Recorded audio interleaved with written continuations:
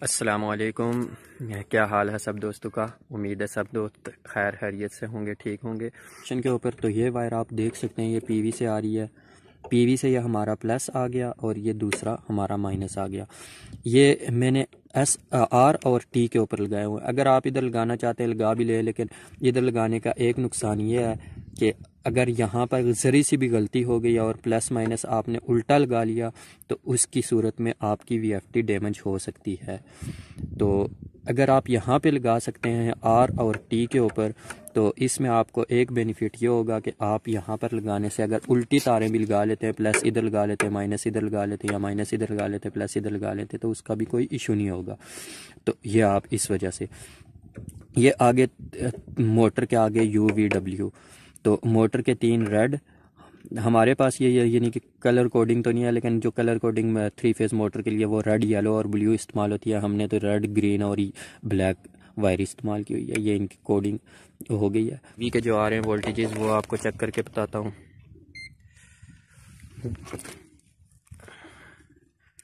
Multimeter को सबसे पहले आपने DC मोड पे रखना है।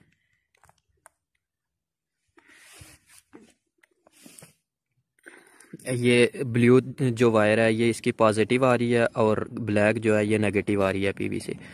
इन दोनों के दरमियान हमने वोल्टेजेस चेक किए, 279.1 वोल्ट DC। अब आ जाते हैं इसकी प्रोग्रामिंग के ऊपर। ये प्रोग्राम का बटन दबाया, P0 सबसे पहले फैक्ट्री रीसेट कर लेना है। फैक्ट्री रीसेट P0 में आप डाटा इंटर करेंगे तो P0017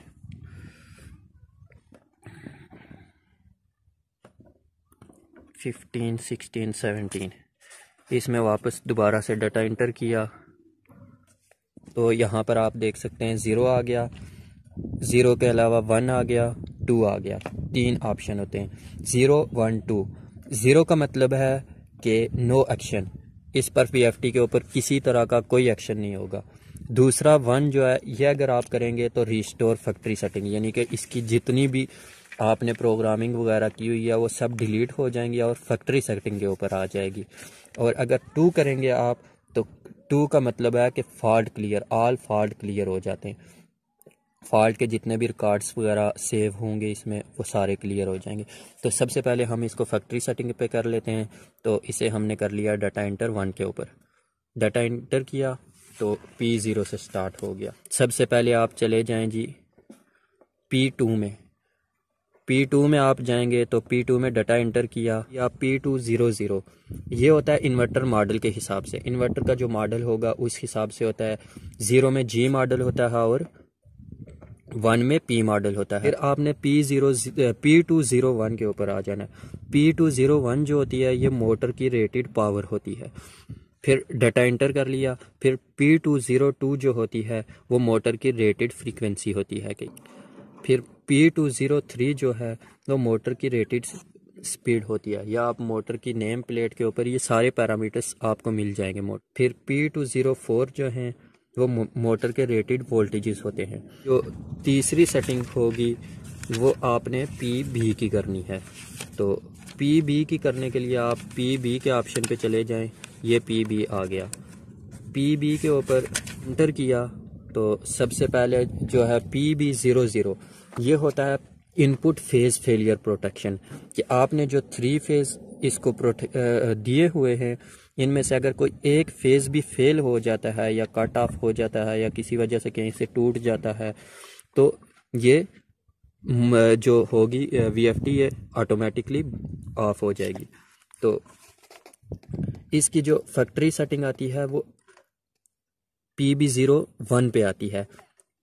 इसमें 0 और 1 2 ऑप्शन होते हैं। 0 का मतलब होता है डिसेबल, यानी कि input phase failure protection disable हो गया, और 1 का मतलब है कि इनपुट फेज फेलियर प्रोटेक्शन जो हो गई है वो इनेबल हो गई है। फिर PB01 जो है वो आउटपुट फेज फेलियर की प्रोटेक्शन है। तो आउटपुट फेज फेलियर की प्रोटेक्शन जो है वो 0 के ऊपर डिसेबल होगी और 1 के ऊपर इनेबल होगी। लेकिन इधर मैं आपको एक बात बताता चलूँ कि अगर आप लोग VFD के ऊपर अपना सिंगल फेज़ लोड चलाना चाह रहे हैं या सिंगल फेज़ मोटर चलाना चाह रहे हैं, तो फिर आप इसे 0 के बजाय या 1 के बजाय 0 के ऊपर रखेंगे। 0 के ऊपर रखेंगे तो आउटपुट फेज़ फेलियर, फिर ये प्रोटेक्शन आपकी इन्वर्टर में से ख़त्म हो जाएगी, डिसेबल हो जाएगी। डिसेबल होने की वजह से आप इसके ऊपर सिंगल फेज़ लोड भी चला सकते हैं। अब मैं आपको मोटर को रन करके दिखाता हूँ। ये VFD को हमने रन किया और रन करने के साथ ही ये देखें हमारी मोटर चलना स्टार्ट हो गई।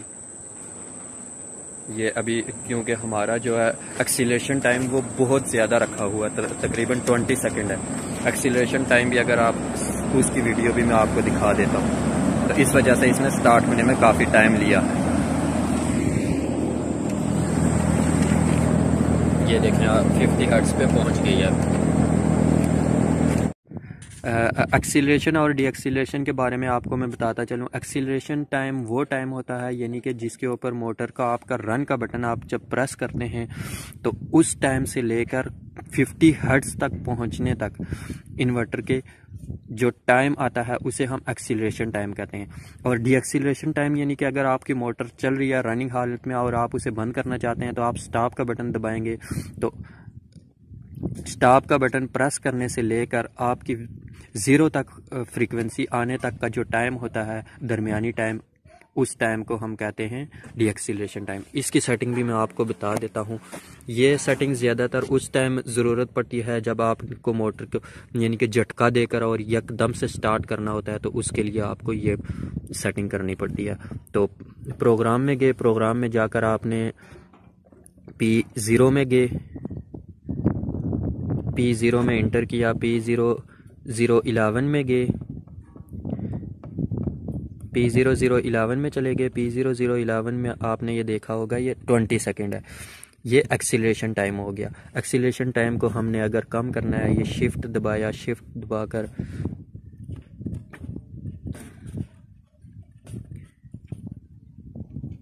दस सेकंड, अगर इससे भी आप कम करना चाहते हैं ये 0 सेकंड। मैक्सिमम एक्सीलरेशन टाइम जो रखना चाहिए मेरे अंदाजे के मुताबिक वो 8 सेकंड तक का टाइम बेहतरीन होता है। ये 8 सेकंड, ये डाटा इंटर कर लिया। फिर P0012 में आप चले गए, ये भी डीएक्सीलरेशन टाइम है।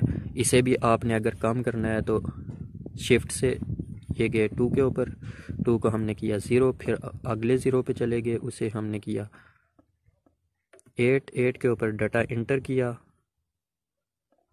ये पहले इसे 0 कर लें, फिर ये डाटा इंटर किया, तो ये डीएक्सीलरेशन टाइम हो गया।